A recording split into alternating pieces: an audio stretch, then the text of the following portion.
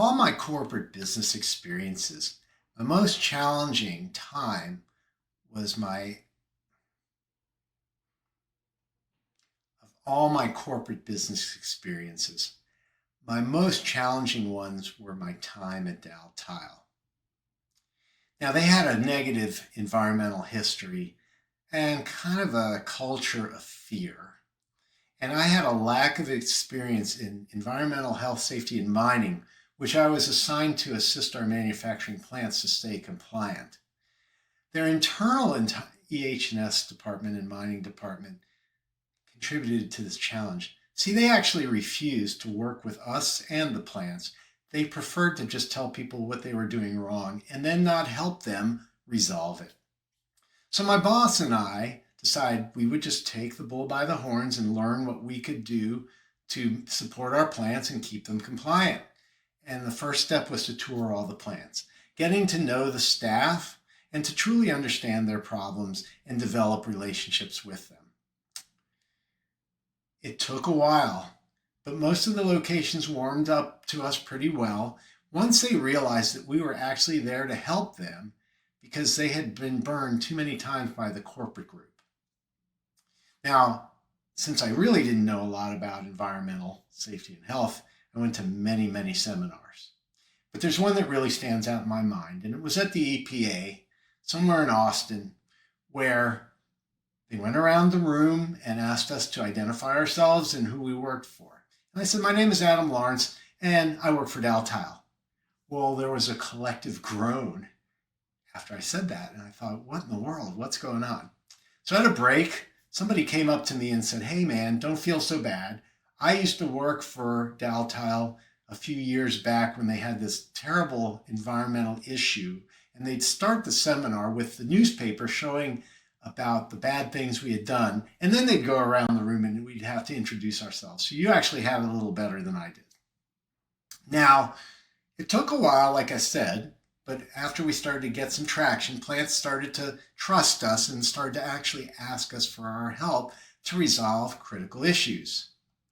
Now, it turns out at our local plant in Dallas, Texas, they were having an issue and being fined for having too much zinc in their process water that went to the collection point outside of the plant. So the plant manager called and asked for help, and I went over and took a tour with him to try to see where could the zinc be coming from. So we did an analysis of all the products they made and all the materials, and it became pretty clear that it was not really possible to have as much zinc in the water as there was, given the tiny, tiny amount of zinc that actually was in our product and in the materials used to make our product. But we're still trying to figure out what was going on. So we took a walk outside of the plant as well to where the water, the process water and the wastewater left the plant to be filtered and then go to a collection point. We couldn't see any real evidence of zinc getting into that water until we looked to the side and noticed this fence. Now this fence, which bordered another manufacturing facility, was shiny and silver up to a point, and then at a very distinct line, it became a brownish, grayish, greenish color. Something was going on right there. And as it turns out, right where this line was almost in line with where materials in the air could get into our water. So, kind of realized what was going on.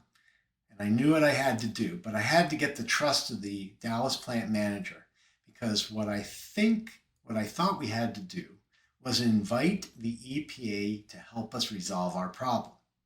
Now, the culture at Daltile was not such that they wanted governmental organizations visiting their plant, but realizing that we would never be able to prove it wasn't in our process, we needed the EPA to figure it out for themselves. So I talked to Al, the plant manager, who agreed under a bit of duress to let me go with my plan. He said, but Adam, give me a couple of weeks so we can get the plant as clean and tidy and organized as possible so that they won't cite us for anything else. I said, that's fine, no problem.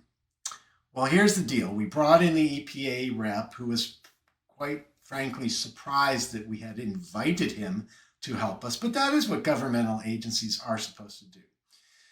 We showed him all of our product information, process information. We walked him around the interior of the plant, and he said, Adam, I can't really see where his ink could be getting into your process water. So I said, well, I kind of figured the same, but I was hoping you'd see something that I didn't. But let's go outside and see what we can find. So we went to our water filtration system, and again, there was nothing obvious. But then I showed him the fence. I said, do you know what that could be causing, that discoloration on the fence? And he looked at the fence and he looked at our neighbor and he realized immediately what the issue was. He said, Adam, it's not you. I'll take care of it. So we never heard from the EPA again. The fines were rescinded. And it turns out that our neighbor was an electroplater that uses a lot of zinc in their process. They had always turned off their processes when the EPA came for visits, but in between times, they were letting stuff out into the environment that was getting into our water system. So although we got a win, our neighbor definitely got a loss. But the big win for me was we had solidified our credibility as helping organizations. And Al, the Dallas plant manager, invited me for the coldest beer I had ever tasted in my life. I hope you enjoyed this story, gained some insight, and learned something you can use. You'll find many more Kaizen stories on my website, www.pi-partners.com. If you'd like help growing your profits through sustained process improvement, scan the QR code on the screen for a free consultation, and let's start our journey together.